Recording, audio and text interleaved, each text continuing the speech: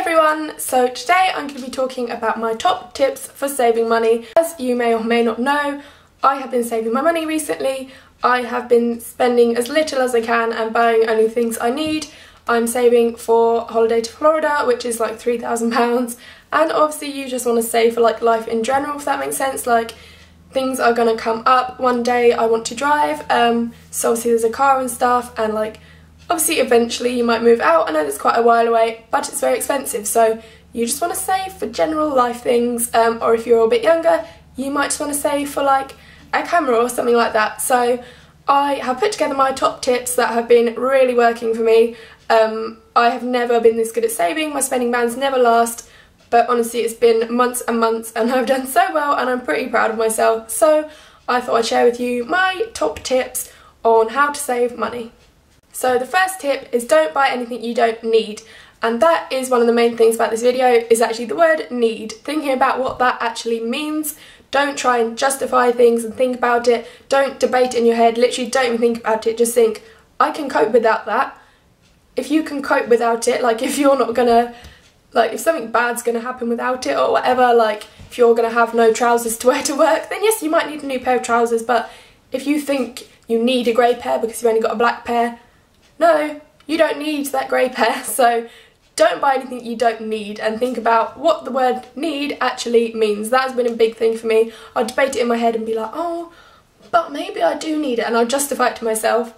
No, you don't need it if you can cope without it. My next tip, which again is something that has really worked for me, is don't even go to the shops or look online. Just don't. I have not looked online at all, apart from like a couple of things that I did need, and yes, I did need them. And I do not go to the shops, do not go shopping. There might be something you need, like paracetamol or something if you've got a headache. So go to Boots, go straight to the paracetamol, buy it and leave. Do not look around, do not go to any other shops. Just go and get what you need. If you don't know what's out there, you're not going to want it because you don't know it's there, if that makes sense. This has helped me so much. Just don't even look. Don't go to the shops, don't look online. Don't look. If you don't know what's there, you're not going to want it. You're not going to try and justify it to yourself. You can cope without it. If you don't even know it's there, you obviously can cope without it. Next is to look around for the cheapest place to get things. Don't always assume that somewhere like Poundland, for instance, will be the cheapest, because it's not always the way. Just look around. I know sometimes it's hard, and if you need something there and then you might have to get it there. But for certain things, look around and don't always assume that somewhere's going to be cheapest. Like, you might assume that something from Tesco is going to be the cheapest, but there might be offers on and stuff like that. So always look around if you can at the cheapest place to get things, because you might be surprised by offers and stuff, and you might actually get it a lot cheaper than you think. My next tip is to take money out of your bank, work out how much you think you'll need for like that week or whatever, take it out and try not to take any more out. You can even work out what you want to use each day and like put that in your purse or something, and try not to use your card because you don't realise how much you're spending. So I will take out how much I need for that week. Each day I'll put that amount in my purse and I'll try not to use my card. Obviously some things like crop up or whatever and you might have to use your card. You can work out what's going on that week, what you're going to need, and try not to spend more than that and try not to use your card.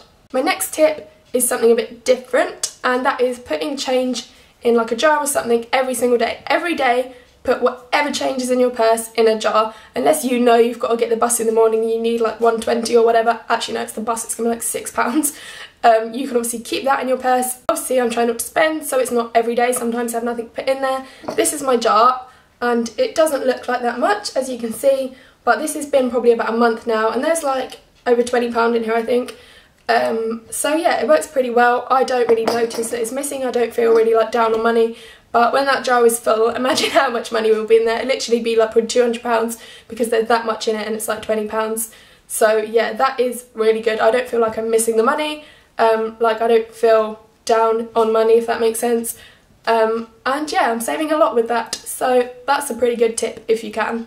My last tip is to treat yourself every so often, but something I find a lot better is instead of buying a top, because then you're looking, you're going to see things you want and buy more than one thing, is to treat yourself like with an activity, if that makes sense. Like you could go for lunch or dinner or bowling or something like that. Just do something fun that obviously is going to cost you money, but you're not going to look around for other things to spend money on. And often it's not like once a week, I mean like every like couple of months literally.